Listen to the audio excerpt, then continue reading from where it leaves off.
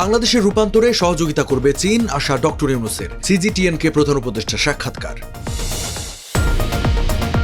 IMF এর ঋণের পরের কিস্তি জুনে পাওয়ার আশা অর্থ উপদেষ্টার। রাজস্ব আদায়ের হার নিয়ে উদ্বেগ। বিনিয়োগ সম্মেলনে হতে পারে নাসার সঙ্গে চুক্তি। ব্যবসা করতে বিডার অনুমোদন পেল স্টারলিং। সাবেক পররাষ্ট্রমন্ত্রী হাসান মাহমুদ ও তার স্ত্রীর বিরুদ্ধে দুদকের 2 মামলা। আসামি হতে যাচ্ছেন ক্রিকেটার সাকিব। এবং বাংলাদেশ সহ 13 দেশের ওপর ভিসা নিষেধাজ্ঞা সৌদি আরবে। ভিড় ও নিরাপত্তা ঝুঁকি এড়াতে রিয়াদের পদক্ষেপ। আমন্ত্রণ টিভিএস নিউজ অব দ্য ডেতে। সাথে আছেন রঞ্জু ইফতেখার। এতক্ষণ দেখছিলেন সংবাদ শিরোনাম, এবারে জানাবো বিস্তারিত। চীন তার জনগণের প্রত্যাশার সঙ্গে সামঞ্জস্য রেখে বাংলাদেশের রূপান্তরে সহায়তা করবে বলে আশাবাদ ব্যক্ত করেছেন প্রধান উপদেষ্টা ডক্টর মোহাম্মদ ইউনূস। চীনের গণমাধ্যম সিজিটিএনকে দেওয়া একান্ত সাক্ষাৎকারে একথা বলেন তিনি। শনিবার 5 এপ্রিল সাক্ষাৎকারটি প্রকাশ করা হয়। প্রধান উপদেষ্টা বলেন, স্বল্পোন্নত দেশ থেকে উন্নয়নশীল দেশে উত্তরণের পথে রয়েছে বাংলাদেশ। দেশকে এগিয়ে নিতে সবার সহযোগিতা প্রয়োজন। যুব সম্প্রদায়ের প্রত্যাশা অনুযায়ী বাংলাদেশকে রূপান্তরে সহায়তা করতে পারে চীন। আমাদের অর্ধেক জনশক্তির বয়স 27 বছরের মধ্যে, সুতরাং তারা অর্থনৈতিক ক্ষেত্রে দক্ষ জনশক্তি হতে পারে। শান্তি প্রতিষ্ঠায় যুদ্ধের কোনো প্রয়োজন নেই বলেও মন্তব্য করেন প্রধান উপদেষ্টা। তিনি বলেন, শান্তি একমাত্র সমাধান, যুদ্ধ কোনো সমাধান নয়। গত 26 থেকে 29 মার্চ পর্যন্ত ডক্টর ইউনূস চীনে বোয়াও ফোরাম ফর এশিয়ার বার্ষিক সম্মেলনে অংশগ্রহণ করেন। এটি প্রধান উপদেষ্টার দায়িত্ব গ্রহণের পর তার প্রথম রাষ্ট্রীয় সফর ছিল।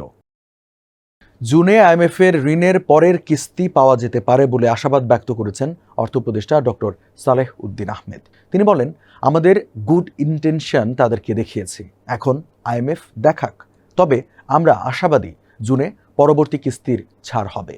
রবিবার 6 এপ্রিল সকালে সচিবালয়ে ঢাকা সফররত আইএমএফ প্রতিনিধি দলের সঙ্গে বৈঠক শেষে সাংবাদিকদের তিনি একথা বলেন। ডক্টর সালেউদ্দিন বলেন, রাজস্ব সংগ্রহ, খেলাপি ঋণ আদায় এবং বিনিময় হার বাজারে ছেড়ে দেওয়ার মতো নানা ক্ষেত্রে বাংলাদেশ ইতিমধ্যে গুড ইন্টেনশন বা সদিচ্ছার প্রমাণ দিয়েছে।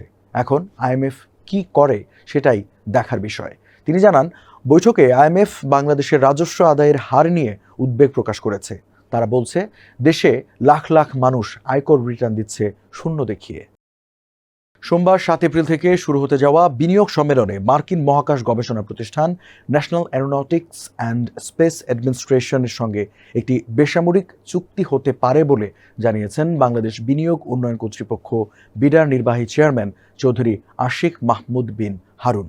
রবিবার রাজধানীর ফরেন সার্ভিস একাডেমিতে বিনিয়োগ সম্মেলন উপলক্ষে আয়োজিত প্রেস ব্রিফিংয়ে তিনি এসব কথা বলেন। এদিন ফরেন সার্ভিস একাডেমিতে বাংলাদেশ ইনভেস্টমেন্ট সামিট 2025 উপলক্ষে এক প্রেস ব্রিফিংয়ে আশিক মাহমুদ আরও জানান, বাংলাদেশে ব্যবসা করার জন্য যুক্তরাষ্ট্রের কৃত্রিম উপগ্রহ ভিত্তিক ইন্টারনেট সেবাদানকারী স্টারলিংককে অনুমোদন দেওয়া হয়েছে। গত মাসের 29 তারিখ এই অনুমোদন পেয়েছে স্টারলিংক। বাংলাদেশে কাজ করতে হলে বিদেশি প্রতিষ্ঠানকে বিডা থেকে নিবন্ধন নিতে হয়। জ্ঞাত আয় বহির্ভূত সম্পদ অর্জন ও 65টি ব্যাংক হিসাবে 722 কোটির বেশি টাকা লেনদেনের অভিযোগে ক্ষমতাচ্যুত আওয়ামী লীগ সরকারের পররাষ্ট্রমন্ত্রী হাসান মাহমুদ এবং তার স্ত্রী নুরান ফাতেমার বিরুদ্ধে 2টি মামলা করেছে দুর্নীতি দমন কমিশন দুদক। রবিবার দুদক চেয়ারম্যান ডক্টর মোহাম্মদ আব্দুল মোমেন মামলার বিষয়টি সাংবাদিকদের জানান। দুদক চেয়ারম্যান আব্দুল মোমেন বলেন, একটি মামলায় হাসান মাহমুদের বিরুদ্ধে আয়ের উৎসের সঙ্গে অসঙ্গতিপূর্ণ 1,55,318 টাকার সম্পদ অর্জনের অভিযোগ আনা হয়েছে। দ্বিতীয় মামলায় হাসান মাহমুদের সঙ্গে আসামি করা হয়েছে তার স্ত্রী নুরান ফাতেমাকে। মামলায় নুরান ফাতেমার বিরুদ্ধে 5,52,76,090 টাকার সম্পদ অর্জনের অভিযোগ আনা হয়েছে। এদিন দুদক চেয়ারম্যান আরও জানান, একসময় দুদকের brand ambassador cricketer Shakib Al হাসানের নাম সংস্থার আসামির তালিকায়ও উঠতে পারে। তার বিরুদ্ধে নানা অনিয়ম, দুর্নীতির অভিযোগ অনুসন্ধান পর্যায়ে আছে। হজ মৌসুমে অতিরিক্ত ভিড় ও নিরাপত্তা ঝুঁকি এড়াতে মাল্টিপল এন্ট্রি ভিসা ব্যবহার করে হজে অংশগ্রহণ বা হজ পালনের উদ্দেশ্যে সৌদি আরবে অবৈধভাবে অবস্থানকারীদের ঠেকাতে বাংলাদেশ সহ 13 দেশের নাগরিকদের জন্য সাময়িক ভিসা নিষেধাজ্ঞা জারি করেছে দেশটি। বাংলাদেশ ছাড়াও এ নিষেধাজ্ঞার আওতায় পড়েছে পাকিস্তান, ভারত, মিশর, Indonesia, Iraq, Nigeria, Jordan, Algeria, Sudan, Ethiopia, Tunisia ও ইয়েমেন। তবে যাদের কাছে বৈধ ওমরা ভিসা রয়েছে তারা 13 এপ্রিল পর্যন্ত সৌদি আরবে প্রবেশ করতে পারবেন। নিষেধাজ্ঞার আরেকটি কারণ হচ্ছে ভিসার অপব্যবহার। ব্যবসা ও পারিবারিক ভিসা ব্যবহার করে অনেকেই অনুমোদিত নয় এমন কাজে নিযুক্ত হচ্ছেন, যা ভিসার শর্ত এবং শ্রমবাজারে বিঘ্ন সৃষ্টি করছে।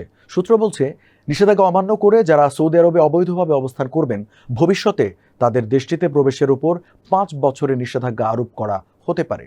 সৌদি কর্মকর্তারা জানিয়েছেন, হজযাত্রী ও দর্শনার্থীদের সুশৃঙ্খল ব্যবস্থাপনা নিশ্চিত করতেই এই সিদ্ধান্ত নেওয়া হয়েছে। জুনের মাঝামাঝি সময় থেকে সাধারণ ভিসা কার্যক্রম আবার শুরু হবে বলেও জানানো হয়েছে।